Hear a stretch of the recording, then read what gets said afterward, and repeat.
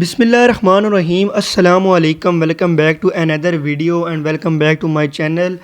آج کی ویڈیو میں ہم بات کریں گے کلو سیرپ کے بارے میں، اس کے بینیفٹس، اس کے سائیڈ ایفیکٹ ویڈیو کے اندر آپ کو مکمل میں ڈیٹیل بتا دوں گا۔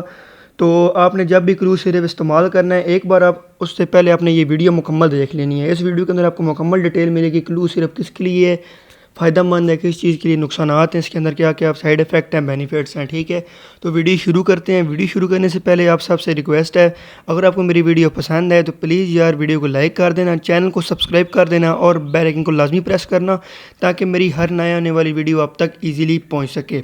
تو چلیں ویڈیو شروع کرتے ہیں۔ کلو سیرپ جو ہے استعمال کروایا جاتا ہے انفیکشن کے لیے۔ اب انفیکشن کون کون سے، کان کا انفیکشن ہو جائے، گلے کا انفیکشن ہو جائے، ٹھیک ہے، اور چھاتی کے انفیکشن کے لیے بھی یہ استعمال کروایا جاتا ہے، ٹھیک ہے۔ اکثر ناک کے اندر بھی انفیکشن ہو جاتا ہے بچوں کو، اور بچوں کو اگر نمونیا ہو جائے، نمونیا کی وجہ سے چھاتی میں کھانسی آتی ہے تو کھانسی کی وجہ سے پھر چھاتی میں بھی درد ہوتا ہے، تو اس کے لیے آپ استعمال کروا سکتے ہیں۔